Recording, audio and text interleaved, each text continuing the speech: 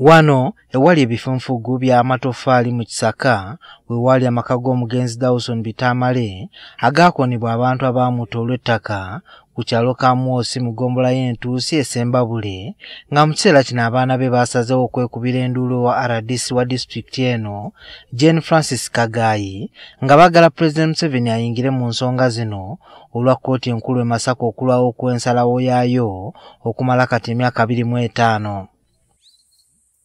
Abaana okuli Enoch Katumwebaze, Livingstone Tinka, Lilian Tamale, Fibe Buzina wamu ne nnyaabwe batotola ennaku gye bazze bayitamu. Ebi n'ebituru bya tataitu agona amakaba kagasenya ngagono mugareba pakitu bonkantu bonabona enteniwaho twine bwegamo entuguramate deba twine butoro.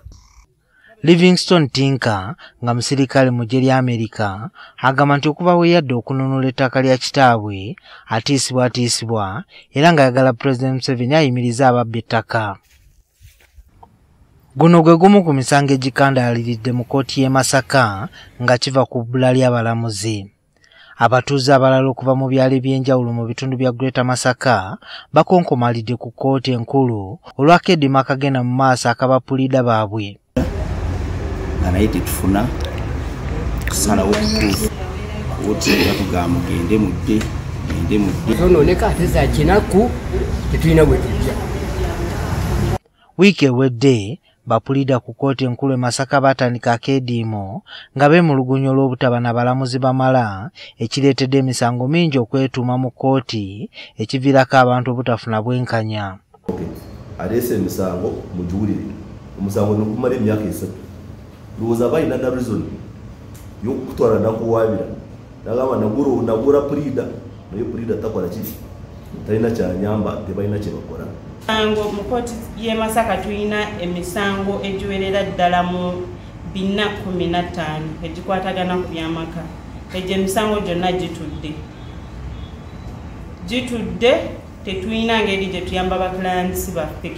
Baklayantsi bano baba bamanyi fe abatuulidde emisango fe ensonga lwaki bagamba n'okugamba nti twekobana n'abalamuzi okulaba nti emisango gyabwe tegitambula. Abatuuze ababadde batudde ku mbalaza za kkooti bategeezezza nti batuuse ku kkooti nga tewali kigenda mu maaso olw'abapulida okubulawo. Mu Gwekumi ng'ennaku z'omwezi ndowooza mu Gwekumi nga 25 ajja kuba nga awezezza emyaka 6 naye nga tatwalibwa mu kkooti. Abamu basazeewo okugenda ku ofiisi z'abapulida baabwe mu kibuga Masaka nga beemulugunya olw'emisango gyabwe okukandaalira. Omusango gumaze emyaka 8 tebabuulira kukweta bajulizi tebalina bwe bayita kumugamba nti olwaki omusango guwulizibwa ntambudde mpulirira oyo omwana atasooka nituwandikira principal judge omwaka oguwedde ne tugenda ne tumumiitinga natuwa assurance ndi emisango egiri e Masaka naye mwenyina ngimanyi kubanga yali akoleddewo era natukakasindi ku balamuzi bano 25 gavumenti be yawadde obulamuzi agenda kutuwako abalamuzi nga 2.